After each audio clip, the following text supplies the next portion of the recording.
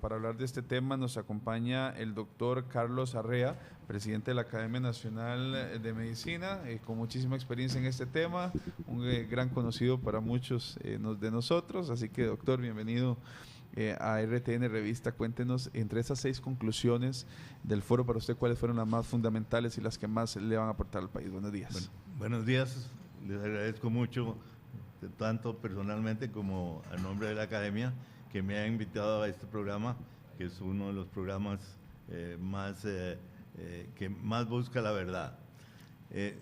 La idea de hacer este foro, en unión con el Colegio de Médicos, fue para unir fuerzas y tener un poquito más de peso en la opinión pública.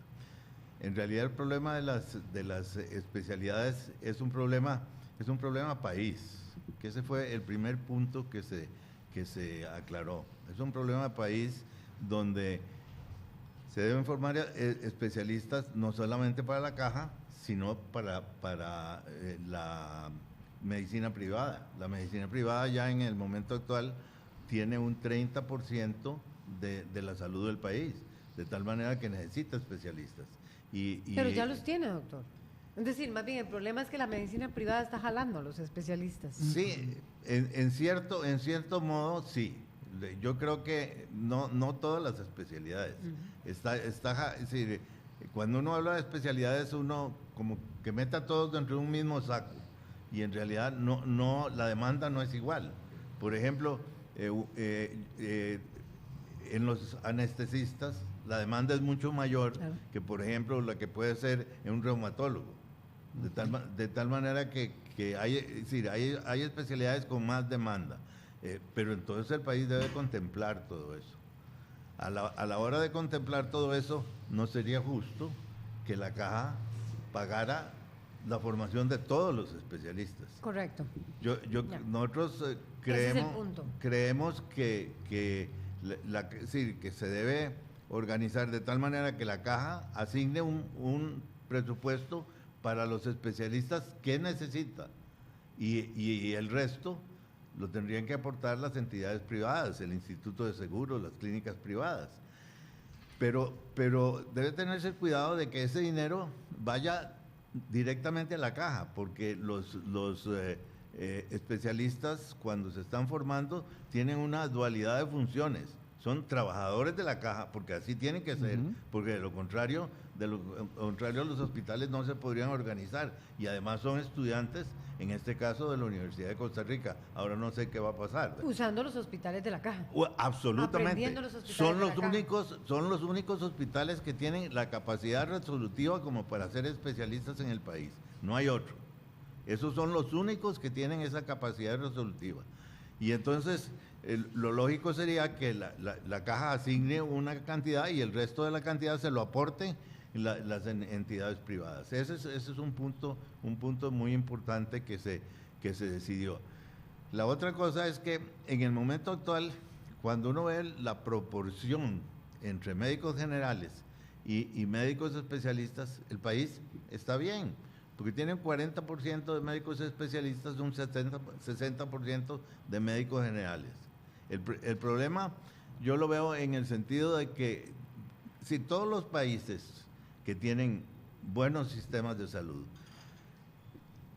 y les voy a nombrar ejemplos, todos los países escandinavos, que son indiscutiblemente los mejores, Francia, que es considerado por la Organización Mundial de la Salud el mejor sistema de salud del mundo, Canadá, cerquita de los Estados Unidos, sí, gastando la tercera parte de lo que gastan los Estados Unidos y con mejores resultados que Estados Unidos. Ya Michael Moore lo dijo. Así es, y lo criticó fuertísimo. Burlándose del sistema médico de los Estados Unidos. Definitivamente, y ellos todos se basan en médicos generales. El problema es que el médico general tiene que hacer lo que se llama atención primaria de la salud. Y ahí es donde yo encuentro que no tienen la capacidad resolutiva, porque no han sido formados para eso. ¿Qué significa atención primaria de la salud? En primer lugar, lo primero que tienen que hacer es conocer la familia y la comunidad. Sir William Osler, que fue uno, es decir, de los grandes maestros que creó toda esta medicina moderna, decía que es más importante conocer al paciente que conocer la enfermedad que tiene. Y entonces ese es el primer paso que tiene que dar. Nosotros no los estamos educando porque cuando los estudiantes de medicina de todas las universidades empiezan a ver enfermos, los empiezan a ver en el hospital. Y en el hospital se deslumbran con los especialistas. Y resulta que el 80% de las enfermedades no necesitan especialistas. ¿Podrían resolverse en los primeros niveles de atención de la caja? Fíjense que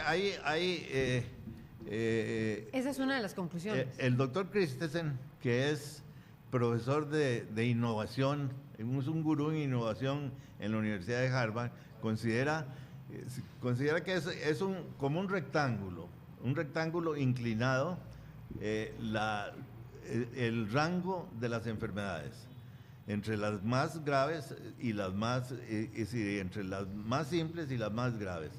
Y la tecnología moderna se sale enormemente de ese rango, pero se sale a la mitad del rectángulo, completamente se sale, porque la tecnología va avanzando, porque la tecnología avanza por dos razones. En primer lugar, por la investigación, y en segundo lugar, porque es un negocio.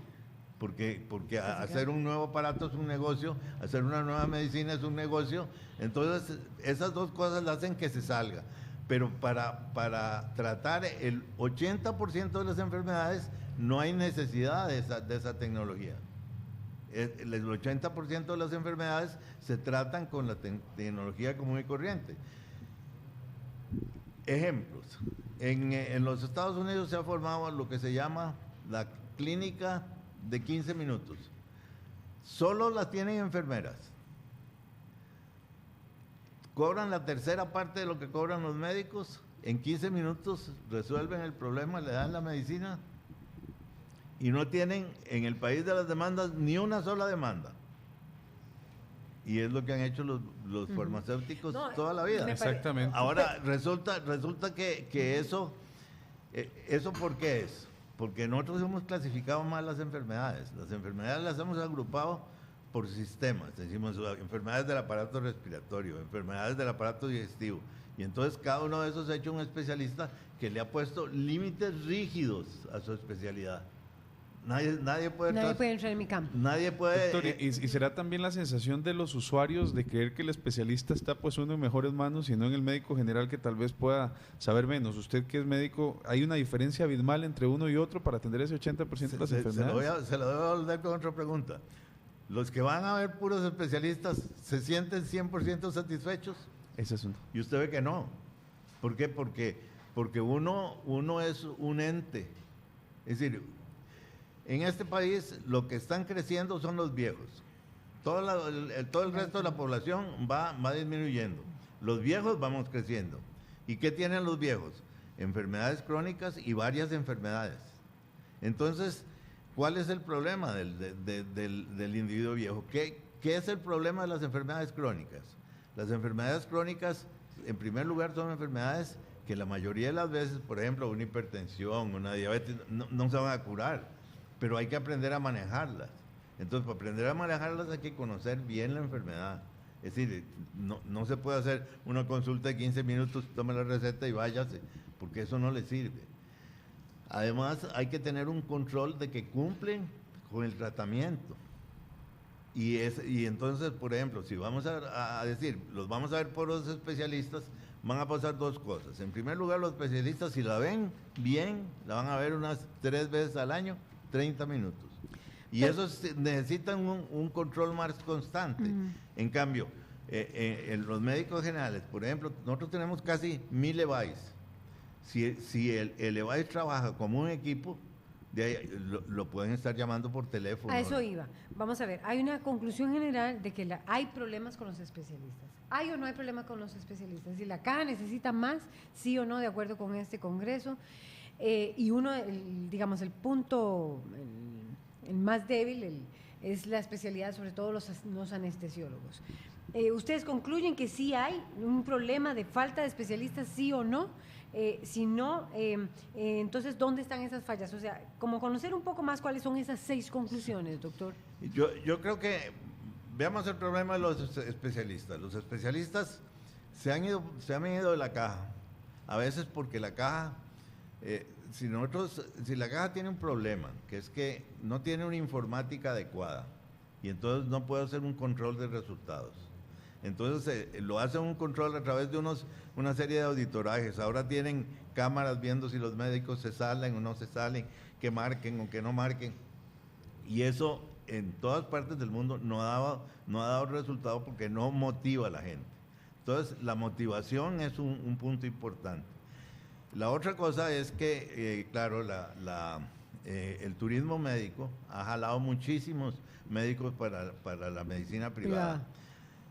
Sin embargo, ese turismo médico puede ser muy transitorio, porque en el momento actual Cuba va a abrir sus relaciones con Estados Unidos, queda más cerca y probablemente pueden competir desde el punto de vista económico. Precio y calidad. Entonces, eso sería un problema. La otra proposición que nosotros le hicimos a la caja, y yo se la hice a la doctora Sáenz, porque yo fui el moderador y yo se lo pregunté específicamente, es si ellos están dispuestos a que los médicos trabajen horas, porque ¿por qué no?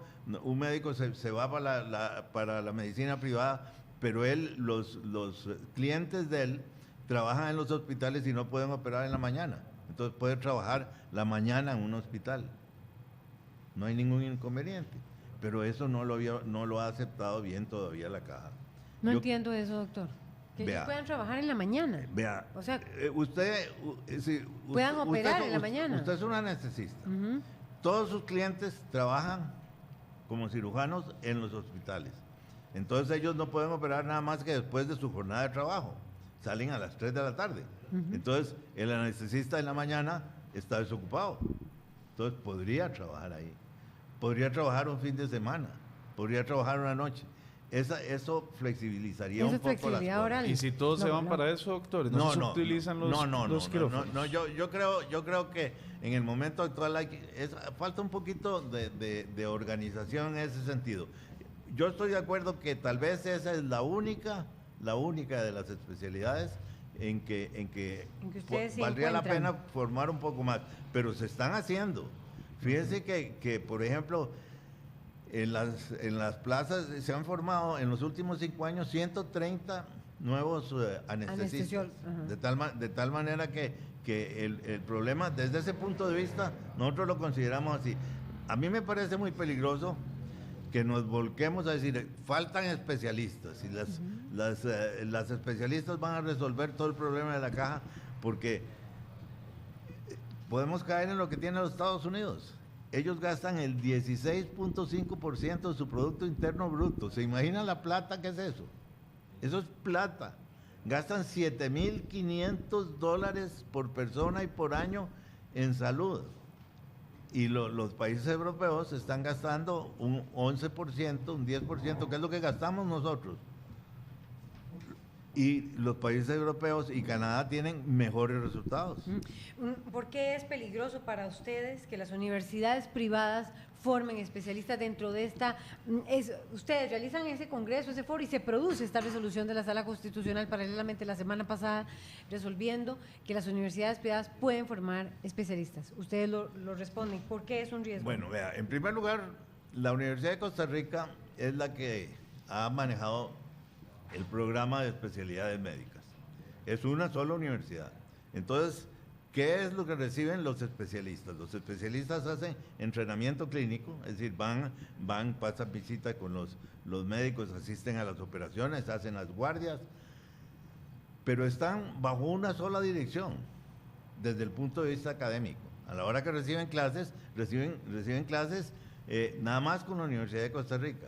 En el momento que las 9 universidades, las 9 escuelas de medicina tengan residentes, ¿se imagina usted, por ejemplo, que los residentes del Hospital San Juan de Dios, 3 van a ir a clases con una universidad, 2 van a ir con otra universidad, otros y de ahí tienen que ir a clases en lugares diferentes, es decir, en horas diferentes, porque las aulas no hay 9 aulas para que todos las reciban al mismo tiempo. Entonces, para mí eso va a ser un problema. Y el otro problema es que, ¿por qué quieren las universidades privadas hacer especialistas? ¿Por qué? Por plata. Si ustedes ven lo que han crecido las universidades privadas en este país, es decir, no hay una empresa que haya crecido lo que ha crecido eso. 50 y pico, casi 60 universidades privadas. Y con edificios enormes, han comprado todos los lotes alrededor.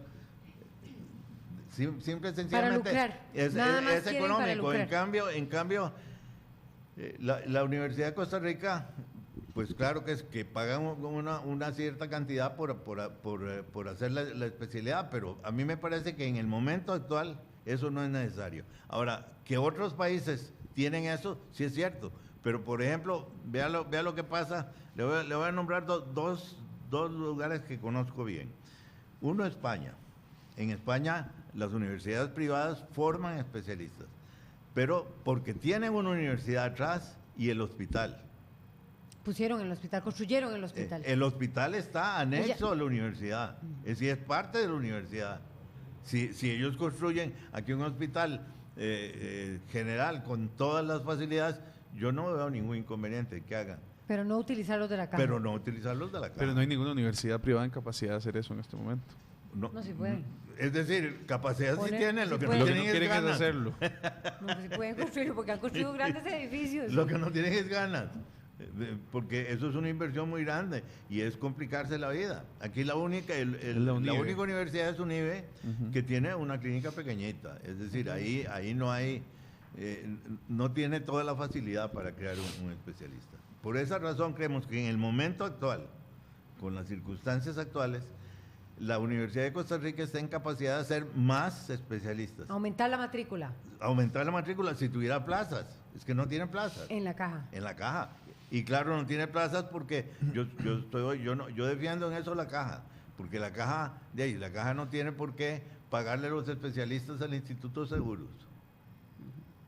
O sea, en este momento usted no ve un problema de especialistas. ¿Cree que las universidades no deberían de formar más especialistas? No necesitan entrar en la formación de especialistas. O sea, usted critica esa resolución de la Sala Constitucional. Yo creo que eso es una cosa que va a complicar enormemente el problema de las especialidades en el Debería país. cambiar el modelo de financiamiento de las especialidades. ¿Se pensó en eso tal vez en el Congreso? Que cada quien se financie su propia especialidad. Nosotros lo proponemos de una manera muy sencilla. Vea, la caja en su presupuesto dice, bueno, yo voy a dar tantos millones para hacer los especialistas que yo necesito. Pero el país necesita tantos más. Entonces el Instituto de Seguros va a aportar una plata y las clínicas privadas van a aportar una plata que se la van a dar a la caja. Porque lo importante es que ellos sigan siendo trabajadores de la caja. Porque si no, entonces desarmamos. Es decir, si ya tenemos un poquito de desorden, vamos a tener dos veces. O sea, usted prevé un caos cuando empiecen las universidades privadas a dar especialidades médicas. Yo preveo un caos. Porque va a ser, de ahí, en el momento en que entren todos, va a ser dificilísimo coordinar la parte académica. Mira, vea cómo se hacen los especialistas. Por ejemplo, yo le voy a hablar de lo que conozco muy bien, que fue el Hospital de Niños. En el Hospital de Niños, los residentes, por ejemplo, de cirugía, que era lo que nosotros dirigíamos, esos residentes todas las mañanas tienen una reunión para analizar qué fue lo que se hizo desde las 3 de la tarde a las 7 de la mañana. Bueno, eso es una sesión de enseñanza. Eso es una sesión pero además de esos tienen obligaciones de preparar conferencias y de oír conferencias de los profesores que están a cargo de ellos. Cuando tengamos muchas universidades, entonces cada profesor va a hacer lo que quiere. Cada profesor las universidades tendrán que poner profesores, pero esos profesores tienen que ser miembros del staff de la caja. Entonces ahí lo veo yo complicado. Sino como ahora que todos están trabajando en función están trabajando en función de un mismo sistema. Ahora, ese sistema, yo creo que como todos los sistemas, se puede mejorar. Es decir, yo no veo en el mundo algo que no se pueda mejorar, pero está bien.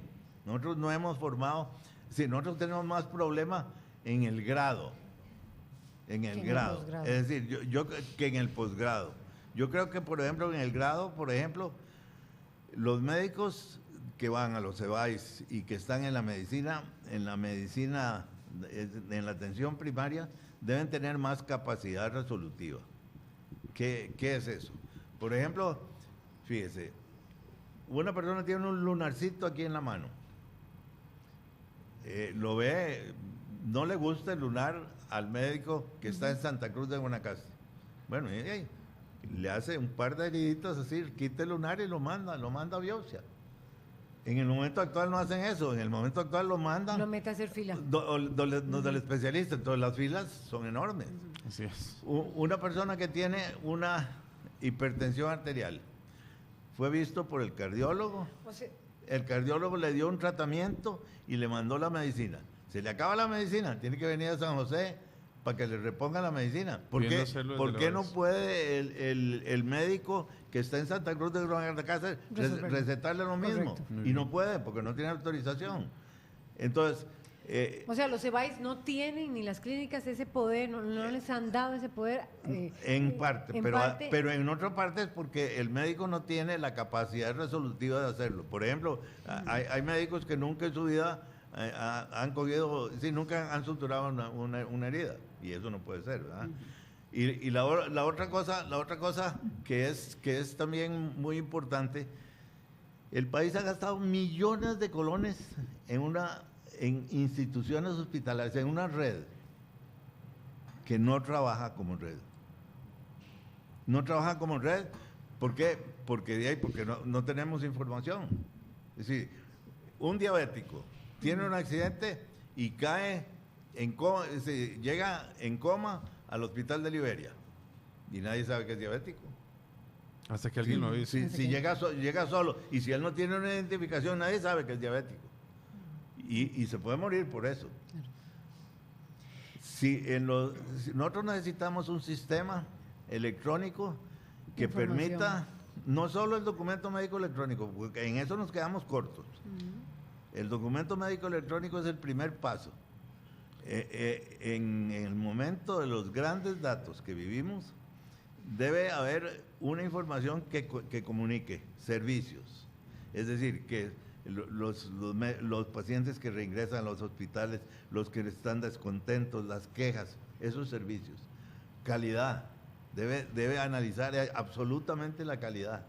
Debe analizar los pacientes, qué son las patologías que tienen, las finanzas y los resultados.